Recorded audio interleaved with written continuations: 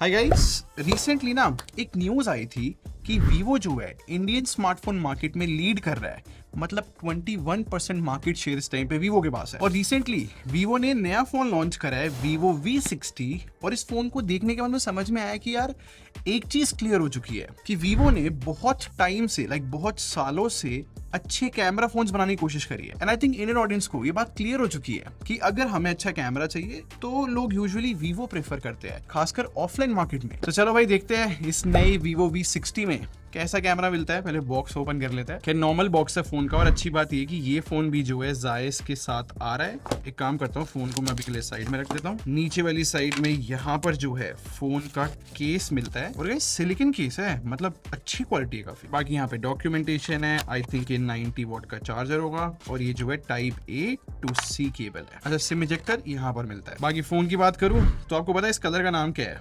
Auspicious gold. और भाई phone जो है no doubt in and feeling तो अच्छी लग रही है इसकी। बाकी का इस फोन में पूरा टेस्ट कर चुका हूँ भाई, कैमरा सच में अच्छा है। मतलब मैं आपको थोड़े बहुत पोर्ट्रेट्स दिखाता हूँ अभी थोड़ा हिंट देने के लिए। तो आई थिंक इस प्राइस सेगमेंट में बहुत अच्छा आउटपुट बोला जाएगा। खैर पूरी स्टोरी मैं इस फोन की बताऊंगा स्टार्ट करने से पहले। मेरा नाम है संचित, चैनल का नाम है टेक बार। ऐसी वीडियोस मैं बनाता रहता हूँ। अब सब्सक्राइब बटन पे क्लिक कर लो, साथ में बेल आइकन जरूर प्रेस करें। वैसे एक बात बताऊं आपको, जितना मैंने इस फोन को टेस्ट करा ना, कैमरा अच्छा किया है वीवो ने। इनफैक्ट बाकी डिपार्टमेंट में इस फोन को बैलेंस आउट करने की कोशिश करी है। आपको समझ में आएगा कि मैं बैलेंस वर्ड यूज कर रहा हूँ। जैसे कि आपको पहले डिजाइन के बारे में बताता हूँ। और इतने सारे फोन्स को टेस्ट करने के बाद ना एक चीज मुझे रियलाइज हुई है कि अगर फ्रंट और बैक दोनों से फोन अगर कर्व होता है ना, मतलब इस फोन की बात करूं तो देखो फ्रंट में हमें क्वाड कर्व डिस्प्ले मिलती है, सिमिलरली बैक पैनल भी जो है पूरा कर्व हो रहा है। तो इस वजह से मैंने देखा है कि फोन काफी कंफर्टेबल टू होल्ड हो जाता है। बाकी इस फोन में जो है ग्लास बैक है और पॉलीकार्बोनेट फ्रेम है। और सरप्राइजिंगली ना ही फ्रेम पे ज्यादा स्मजेस आते हैं और ना ही बैक पैनल पे फिंगरप्रिंट कम अट्रैक्ट कर रहे हैं। और इन जनरल ड्यूरेबिलिटी की भी बात करें तो वो अच्छी है इस फोन की। मतलब IP69 रेटिंग है इस फोन के अंदर, तो वो बहुत अच्छी बात है। और डिस्प्ले में शॉर्ट कोर ग्लास मिल रहा है, आई थिंक ये भी सही है। तो इसलिए भाई फोन की ड्यूरेबिलिटी अच्छी तो बोली जाएगी। और जनरली मैंने नोटिस किया है कि इस प्राइस सेगमेंट में वीवो जो है एक एवरेज हैप्टिक फीडबैक देता है, वो इस फोन में भी सेम है। बट फिर at the same time Vivo ने इस फोन में आयर ब्लास्टर दिया है, तो किसी भी चीज का रिमोट बन सकता है। और जो स्टीरियो स्पीकर्स है इस फोन के, आई थिंक वो गुड इनफ वॉल्यूम लेकर आते हैं। और अगर फ्रंट से देखा जाए फोन को तो यार क्योंकि यूनिफॉर्म बेजल्स है तो ये एस्थेटिकली राइट लग रहा है। और बेजल्स की बात चली रही है तो थोड़ा डिस्प्ले को एक्सप्लेन करूं तो गाइस इसमें 6.77 इंचेस की डिस्प्ले मिलती है। और डिस्प्ले स्पेक्स भी ठीक है, मतलब 120 हर्ट्ज का रिफ्रेश रेट भी मिलता है, फुल HD+ रेजोल्यूशन है, और एक एमोलेड पैनल है। इनफैक्ट इस फोन की ब्राइटनेस के नंबर्स के बारे में मैं सेम बोल सकता हूँ, वो भी बहुत अच्छे नंबर्स है।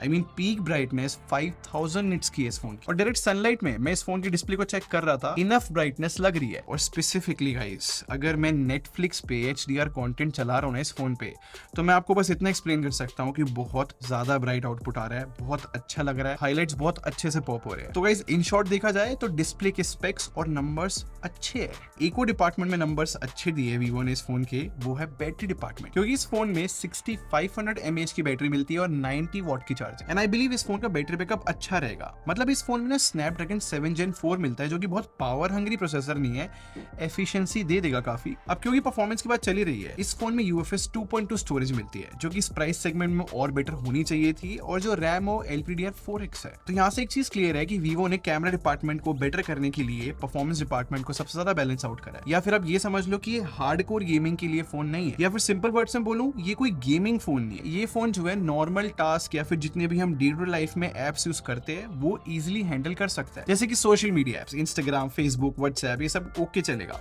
या फिर कॉलिंग कोई कर रहा है, या फिर अगर कोई यूट्यूब पे वीडियोस दिख रहा है, इन जनरल एंटरटेनमेंट के लिए भी ओके है। इनफैक्ट कैजुअल गेमिंग भी करनी है तो वो भी इस फोन में पॉसिबल तो है। फॉर एग्जाम्पल COD में जो है 89.7 एवरेज FPS आए थे, और इस फोन ने जो है ज्यादा टेम्परेचर भी हायर साइड नहीं रखा। और BGMI पे मैक्स 60 FPS की सेटिंग ही मिलती है, बट हाँ फोन 60 FPS ही देता है फिर एवरेज। इन शॉर्ट बोलूं तो जो मैंने एग्जांपल आपको बताए हैं, अगर आपकी यूसेज इन्हीं चीजों में है तो ऑब्वियसली फोन आपको इनफ परफॉर्मेंस लाकर दे देगा। बट सबसे इंपॉर्टेंट बात ये है कि ये जो है कैमरा फोन है, और यहाँ पर हम बोल सकते हैं कि ये जो है एक्सपेक्टेशंस को एक्सीड कर पाता है। बेसिक चीज बताऊं तो इस फोन में 50+50+8 मेगापिक्सल का सेटअप मिलता है। अब यहाँ पर 50 मेगापिक्सल का मेन कैमरा तो मिलता ही है, बट जो दूसरा कैमरा है ना 50 मेगापिक्सल का, ये 3x टेलीफोटो लेंस है। और अच्छी बात ये है गाइस कि ये जो कैमरा सेंसर है काफी बड़ा है। एग्जैक्ट बताऊं तो IMX882 कैमरा सेंसर मिलता है, और ये वही कैमरा सेंसर है जो Vivo X200 में मिलता है।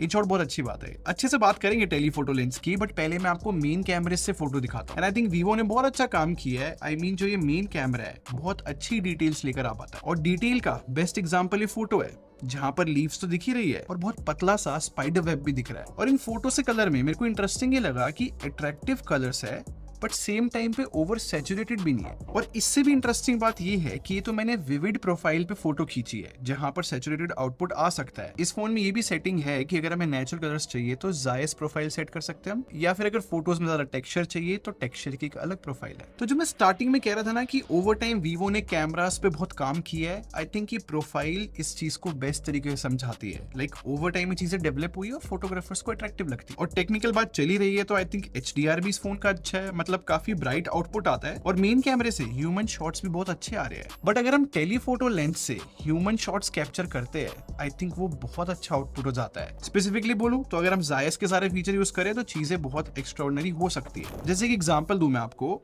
तो यहाँ पर हमारे पास ऑप्शन है कि किस तरीके का ब्लर चाहिए हमें बैकग्राउंड में, अलग अलग कलर प्रोफाइल्स भी मिल जाती है। और इन दिनों में वीवो के फोन्स में एक और इंटरेस्टिंग फीचर आया है कि AI यूज करके फोटो का वेदर चेंज हो जाता है। मेरे हिसाब से बहुत कूल रिजल्ट दे देता है। इनफैक्ट ये फोन जो है 10x तक भी बहुत अच्छी जूम फोटोज खींच पाता है। और वीवो ने एक स्टेज मोड भी दिया है जहां पर कॉन्सर्ट की फोटोज कैप्चर करने में हेल्प करता है। और लास्ट जो 8 मेगापिक्सल का अल्ट्रा वाइड लेंस मिलता है वो ऑब्वियसली भाई 8 मेगापिक्सल की तरह परफॉर्म करता है। बट गाइस मैंने एक चीज नोटिस करी है, बहुत अच्छा फ्रंट कैमरा दिया है यहाँ पर वीवो ने, मतलब 50 मेगापिक्सल का है एंड आई थिंक बहुत अच्छी सेल्फी कैप्चर कर रहा है। और सबसे अच्छी बात पता है मेरे को क्या लगी है गाइस, जब पहली बार हम इसका फ्रंट कैमरा ऑन करते हैं तो फोन हमसे पूछता है कि हमें नेचुरल सेल्फी चाहिए या फिर इनहैंस सेल्फी चाहिए जहां पर स्किन स्मूथ होगी या फिर थोड़ी बहुत ब्राइट होगी। और अगर आपको वीडियो के बारे में बताऊं, मैं आपको ना 4K 30 FPS का सैंपल दिखाता हूं। ये जो आउटपुट है ना, मैं सिंपली बोल सकता हूं इसमें स्टेबलाइजेशन भी बहुत अच्छी है और मोस्ट इंपॉर्टेंटली HDR बहुत अच्छा काम कर रहा है। और फ्रंट कैमरे से भी हम 4K 30 FPS शूट कर सकते हैं, बट यहाँ पर स्टेबलाइजेशन नहीं है। और वीडियो से याद आया, वीवो ने इस फोन में एक फीचर डाला है वेडिंग मोड के नाम से। अगर आपने कोई वेडिंग अटेंड करी है तो उसकी सारी फोटोज और वीडियोस को मर्ज करके एक वीडियो बना देता है फोन। यूजुअली मैंने देखा है वीवो जो है वेडिंग वाले बहुत सारे फीचर्स लाता रहता है अपने फोन में। बट अगर ओवरऑल देखे ना, मेरे हिसाब से कैमरा जो है फैंटास्टिक है इस फोन का यार, काफी सारे फीचर्स भी लेकर आता है और आउटपुट भी अच्छा है। और जो सॉफ्टवेयर डिपार्टमेंट है वो एज एक्सपेक्टेड है, मतलब FunTouch OS के साथ ही आता है फोन। 4+6 इयर्स की अपडेट पॉलिसी भी है। प्री इंस्टॉल एप्स के बारे में बताऊं तो मैं चेक कर रहा था, लिमिटेड है, बट इनको भी अनइंस्टॉल या डिसेबल कर सकते हैं। और AI फीचर्स के बारे में बताऊं आपको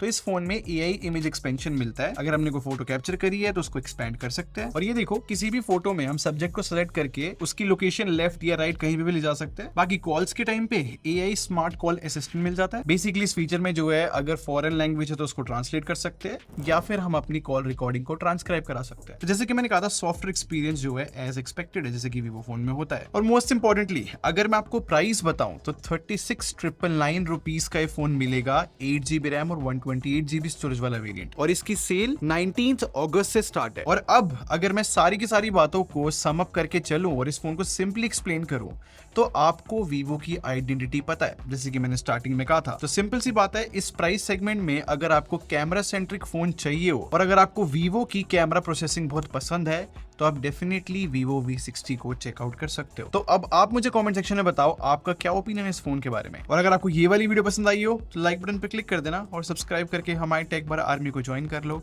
हम लोग क्वालिटी वीडियो रखते हैं। अगले मिलते हैं। Thanks for watching. Bye bye guys.